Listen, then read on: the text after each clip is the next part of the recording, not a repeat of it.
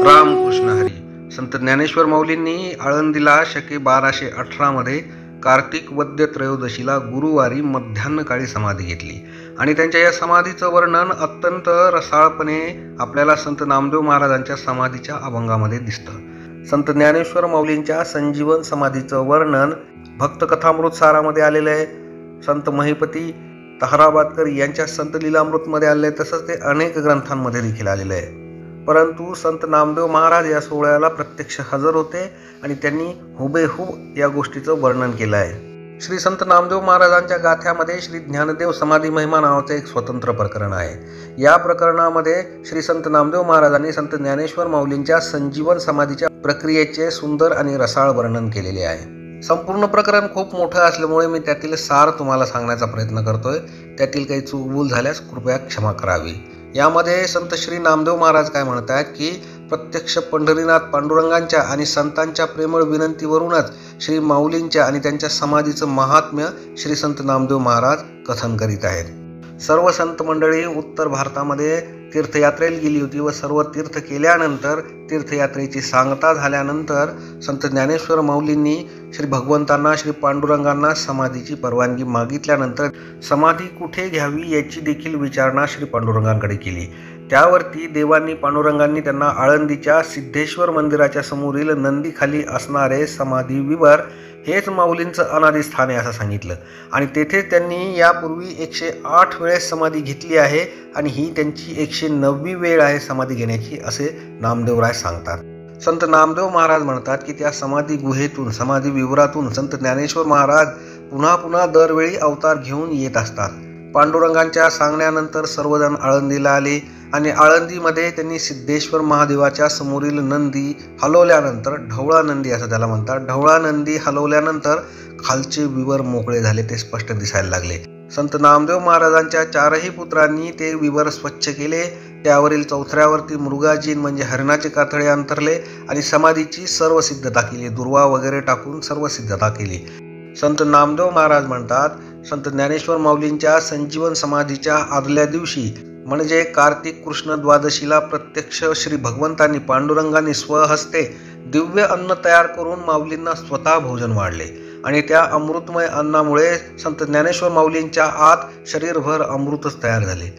कार्तिक कृष्ण त्रयोदशीला सकाळच्या वेळी संत ज्ञानेश्वर माऊलींची पूजा झाल्यानंतर एकीकडून श्री निवृत्तीनाथ महाराज आणि एकीकडून श्री भगवंतांनी हाताला धरून संत ज्ञानेश्वर माऊलींना त्या समाधी विवराच्या आतमध्ये नेले आणि तिथे आसनावर बसून संत ज्ञानेश्वर माऊलींनी डोळे मिटून 3 वेळा नमस्कार केला आणि भीममुद्रा लावली आणि ते संजीवन समाधीमध्ये गेले. संजीवन समाधीची ही प्रक्रिया माऊलींच्या देहावरती घडताना सर्व उपस्थित संतांना प्रत्यक्ष पाहता आली आणि त्यामुळे संत नामदेव महाराज त्याचं वर्णन करून सांगतायत. संजीवन समाधी म्हणजे काय? संत नामदेव महाराज म्हणतात संजीवन समाधी आणि जिवंत समाधी यामध्ये फरक कसा आहे तू बघा. संजीवन समाधी साधण्यासाठी तत्वांचा तत्वांमध्ये नाद संप्रदायिक पद्धतीने विलय केला जातो. तत्वांमध्ये विलय करणं म्हणजे काय? आपल्या हिंदू धर्माच्या शास्त्रानुसार 5 तत्व आहेत. पृथ्वी तत्व, जलतत्व, अग्नितत्व, वायू तत्व आणि शेवटचे आकाश तत्व.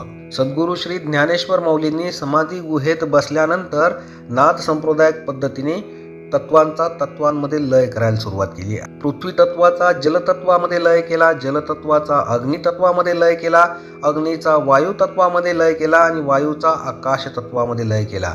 आकाशाचा लय कशातच होत नसतो, ते प्रत्यक्ष परमेश्वराशी निगडीत राहिलेले तदाकार राहिलेली अशी ही शक्ती आहे. त्यामुळे आकाश निरंतर आहे, अनंत आहे आणि कायम आहे. कालही होतं, आजही होतं आणि उद्याही राहणार आहे. संत ज्ञानेश्वर माऊलींचा पृथ्वी तत्वाचा जलतत्वात ज्यावेळेस लय झाला आणि जलतत्वाचा अग्नीमध्ये लय झाला त्यानंतर संत ज्ञानेश्वर माऊलींचा स्थूल शरीराचा भाग अदृश्य झाला आणि त्या ठिकाणी तेजोमय अशी मूर्ती दिसायला लागली. ते तेजतत्वही लय पावल्यानंतर समोरची तेजाकृती देखील दिसेनाशी झाली आणि केवळ नाद रूपाने प्रचिती शिल्लक राहिली आणि ते वायू तत्वही आकाशात लय पावल्यानंतर तो नादही मावळून गेला आणि संत ज्ञानेश्वर माऊलींची संजीवन समाधीची प्रक्रिया पूर्ण झाल्याचं सर्वांना समजले. संजीवन समाधीमध्ये एक गोष्ट आहे की उलट प्रक्रिया जर केली तर केव्हाही पुन्हा देहावरती येता येते आणि पुन्हा मग ते समाधीच्या वेळेस आपल्याला जसे होते तसे दिसायला लागतात. म्हणूनच सर्व संत महात्मे यासाठीच श्री क्षेत्र आळंदीला आणि सद्गुरू श्री माऊलींच्या समाधीला नित्य तीर्थ असे म्हणतात.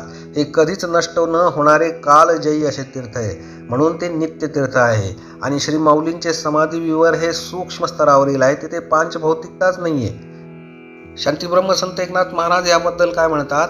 श्री ज्ञानदेवे येऊनी स्वप्नात सांगितली मात मज लागी, दिव्य तेजपुंज मदनाचा पुतळा परब्रह्म केवळ बोलत असे. अजान वृक्षाची मुळी कंठास लागली, येऊनी आळंदी स्थळी काढ वेगी.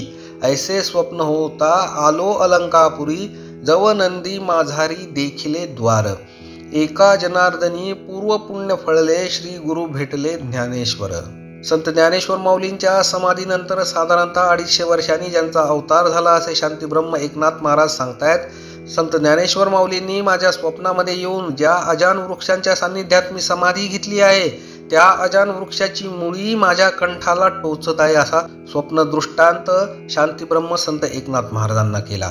तेव्हा श्रीनाथ महाराज अलंकापुरी आले, आळंदीला आले आणि ढवळा नंदी जवळील शिळा दूर करून समाधीस्थानी गेले आतमध्ये. तेव्हा त्यांना दिव्य तेज पुंज ब्रह्मरूप असे श्री गुरु ज्ञानेश्वर महाराजांचे दर्शन झाले. अशा संजीवन स्वरूपाची श्री माऊली ज्ञानोबारायांची समाधी आहे.